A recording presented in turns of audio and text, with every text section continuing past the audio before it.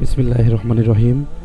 সুপ্রিয় দর্শক শ্রোতাবৃন্দ, কাছে বা দূরে, দেশে বা বিদেশে আপনারা যে যেখান থেকে আজকে আমাদের ভিডিও দেখছেন, সকলকে জানাই আন্তরিক শুভেচ্ছা ও স্বাগতম। অন্য দিনের ন্যায় আজও আমরা হাজির হয়েছি নতুন একটা পর্ব নিয়ে। আর আজকের পর্বটি মূলত সাজানো হয়েছে রাসূল সাল্লাল্লাহু আলাইহি সাল্লামের স্মৃতি বিজড়িত জাবালে সুর পর্বত সম্পর্কে।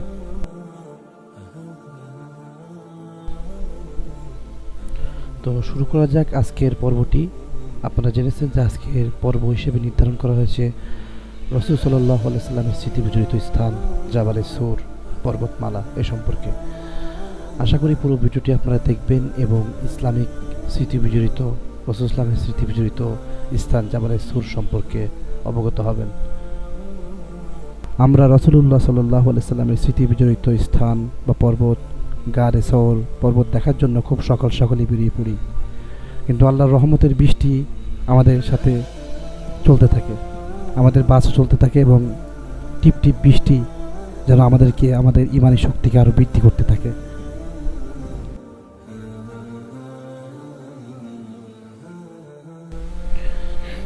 আমাদের ভিডিও ভালো লাগলে অবশ্যই আপনারা লাইক, কমেন্ট, শেয়ার এবং সাবস্ক্রিপশন করবেন।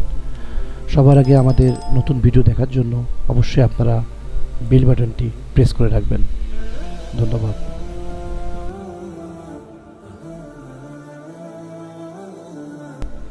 হিজরতের সময় যে পাহাড়ে আশ্রয় নিয়েছিলেন আমাদের সকলের প্রিয় নবী হজরত মুহাম্মদ সাল্লাল্লাহু আলাইহি সাল্লাম, সেই পাহাড়টির নাম ছিল জাবালে সাওর।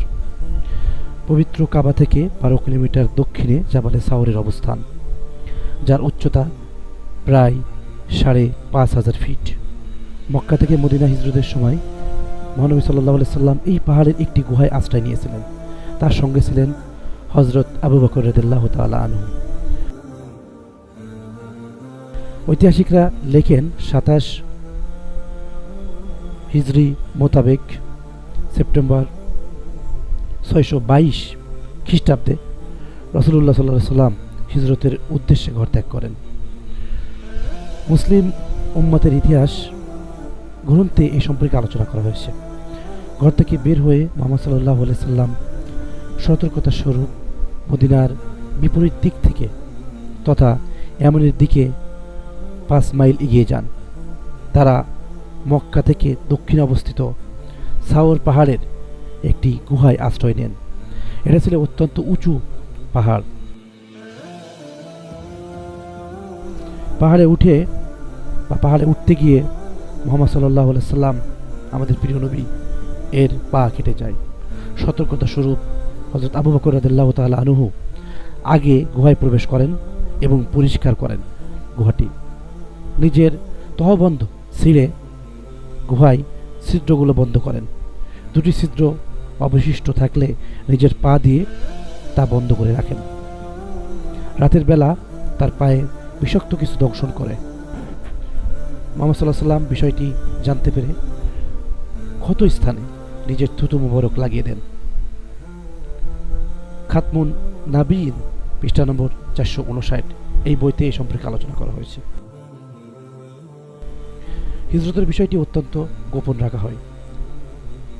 শুধু হযরত আবু বকর রাদিয়াল্লাহু তাআলা আনহুর পরিবারের কয়েকজন সদস্য বিষয়টি জানতেন। আসমা বিনতে আবু বকর রাদিয়াল্লাহু তাআলা আনহু প্রতিদিন সন্ধ্যায় তাদের জন্য খাবার নিয়ে যেতেন। আব্দুল্লাহ ইবনে আবু বকর রাদিয়াল্লাহু তাআলা আনহু সারাদিন ঘুরে ঘুরে মক্কা নগরীর সংবাদ সংগ্রহ করতেন এবং তা রাতের বেলা হযরত মুহাম্মদ সাল্লাল্লাহু আলাইহি সাল্লামের কাছে পৌঁছে দিতেন। হযরত আবু বকর রাদিয়াল্লাহু তাআলা আনহু এর আজাদ করা গোলাম আমির ইবনে ফুহাইর আব্দুল্লাহ রাদিয়াল্লাহু তাআলা আনহু এর চলার পথে বকরির পাল নিয়ে যেতেন যেন পায়ের চিহ্ন না থাকে। তিনি সন্ধ্যার সময় গুহার কাছে গিয়ে বকরির দুধ খাইয়ে আসতেন। আর রাহিকুল মাখতুম পৃষ্ঠা নম্বর 175 এই বইয়ে সম্পর্কে আলোচনা করেছে।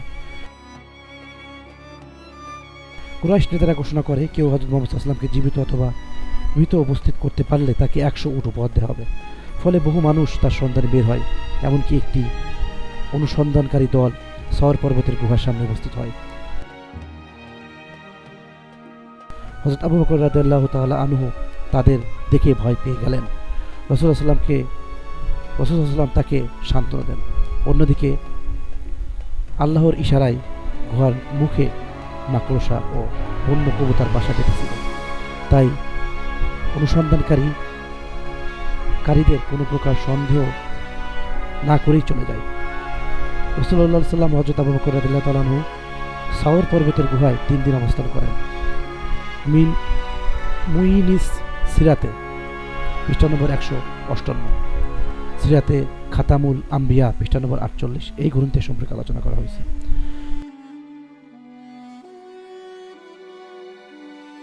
পবিত্র কুরআনে সে মুহূর্তের বিবরণে এভাবে এসেছে, যখন অবিশ্বাসীরা তাকে বহিষ্কার করেছিল এবং সে ছিল দুজনের দ্বিতীয় জন। যখন তারা উভয়ে ঘর মধ্যে ছিল, সে তখন তার সঙ্গীকে বলেছিল, বিষণ্ণ হও না, আল্লাহ তো আমাদের সঙ্গে আছেন। সূরা তাওবা আয়াত নম্বর 40।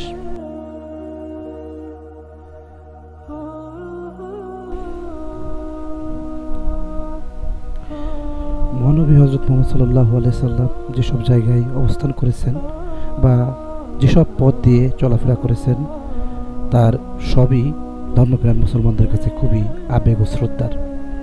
এমনই এক স্থান জাবালে সৌর বা সওর পর্বত, কারণ এতে আছে গারে সওর বা সওর গুহা। এটি একটি পাহাড়, ইংরেজিতে এর নাম মাউন্ট বুল বা জাবাল এ হাওর।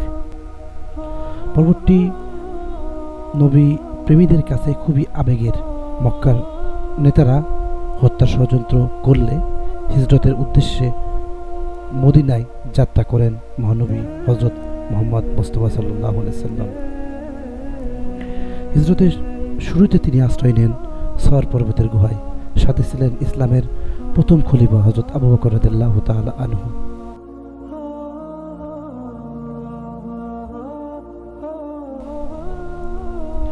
সওর পর্বতটি মক্কা থেকে কিছুটা দূরে মিসফালাহ জেলার দক্ষিণে অবস্থিত। এর উচ্চতা 750 মিটারের বেশি। মসজিদুল হারাম থেকে 10 কিলোমিটার দক্ষিণে সওর পর্বত বা গারে শহর। তখনকার প্রায় 500 কিলোমিটার দূরের পথ মদিনার অবস্থান ছিল মক্কার উত্তরে, অথচ নবীজি গিয়েছিলেন দক্ষিণে। এতেই বোঝা যায় তিনি কৌশলী এবং কতটা মেধাবী ছিলেন, কতটা কৌশল জানতেন। মহান খোদা তাআলার ইচ্ছায় গারে শহর অর্থাৎ সওর পর্বতের গুহার মুখে বাসা বেঁধেছিল কবুতর, মাকড়সা জাল বুনেছিল, যেন বাইরে থেকে মানুষের উপস্থিতি কেউ বুঝতে না পারে। ইতিহাসের সাক্ষী হয়ে আজও দেখা যায় সেই কবুতরের বংশধরকে। এ কারণে তাদের জন্য খাবার নিয়ে আসেন গারে শহর দেখতে আসা ধর্মপ্রাণ মুসলমান।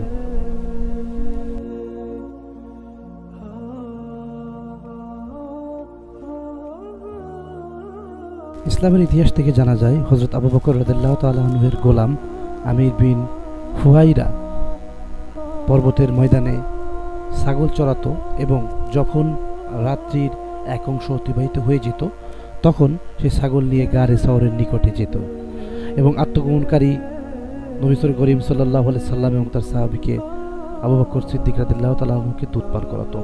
আবার প্রভাত হওয়ার প্রাক্কালে সে ছাগলের পাল নিয়ে দূরে চলে যেত।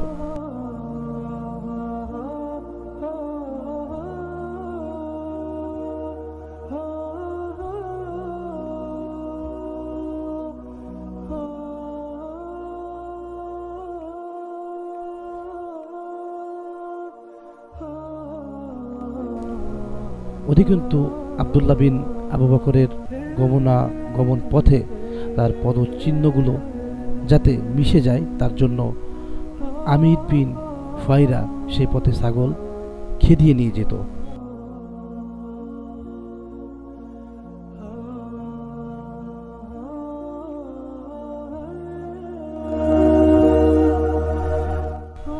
তবে এই পর্বতের ফজিলত সম্পর্কে বিশুদ্ধ কোনো হাদিস বা কোনো সাহাবীর মন্তব্য নেই। তারপরও হজ পালন করতে আসা মানুষ এই পর্বত দেখার জন্য উদ্গ্রীব হয়ে থাকেন।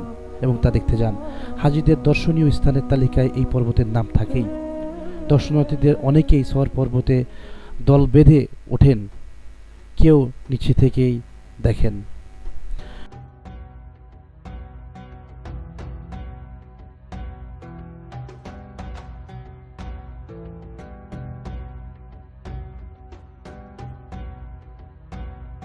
অনেকে সওয়ার পর্বতের যে গুহায় নবী করিম সাল্লাল্লাহু আলাইহি সাল্লাম লুকিয়েছিলেন সেখানে উঠে নামাজ পড়েন, দোয়া করেন, গুহায় মনের বাসনা লিখে রাখেন, সেখানকার পাথর ও মাটিকে বরকতময় মনে করে তা নিয়ে আসেন, যদিও এসব কাজের কোনো ইসলামিক শরীয়তের ভিত্তি নাই।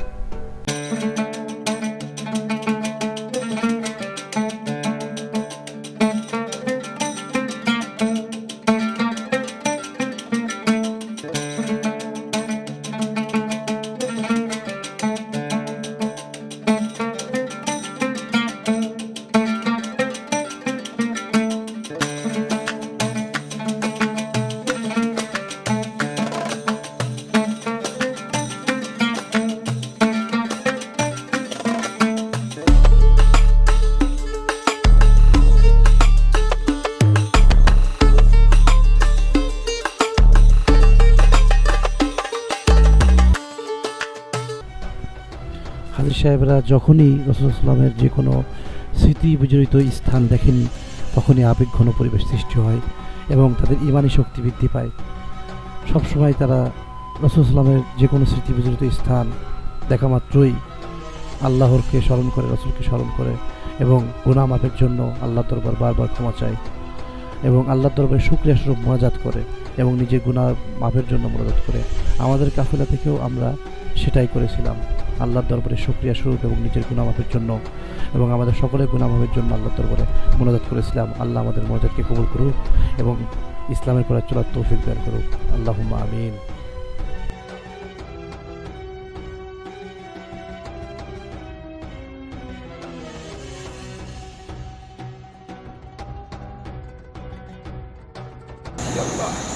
উমরা পালন করেছি আল্লাহ, তুমি আমাদের সমস্ত আমলকে কবুল ও মঞ্জুর করো। আল্লাহ আমাদের নেক উদ্দেশ্যকে পূর্ণ করে দিও। আল্লাহ কাসের মাবুদ আমাদের মায়ের মুখে আত্মীয় স্বজনের মিলে করে যান, যারা মাটির রক্ত ছাই দিয়ে গেছে আল্লাহ তাদের পাক রোহাইয়া দিয়ে আল্লাহ।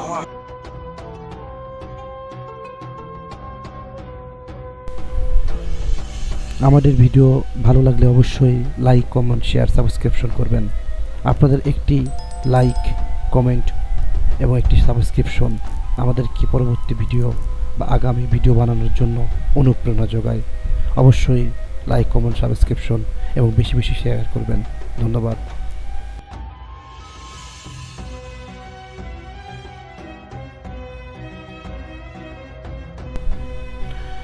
এতক্ষণ ধৈর্য ধরে আমাদের ভিডিও দেখার জন্য সকল দর্শক শ্রোতাকে জানাই আন্তরিক শুভেচ্ছা এবং অভিনন্দন। আমাদের পরবর্তী ভিডিও দেখার আমন্ত্রণ জানিয়ে আজ এখানে শেষ করছি। আসসালামু আলাইকুম ওয়া রাহমাতুল্লাহ।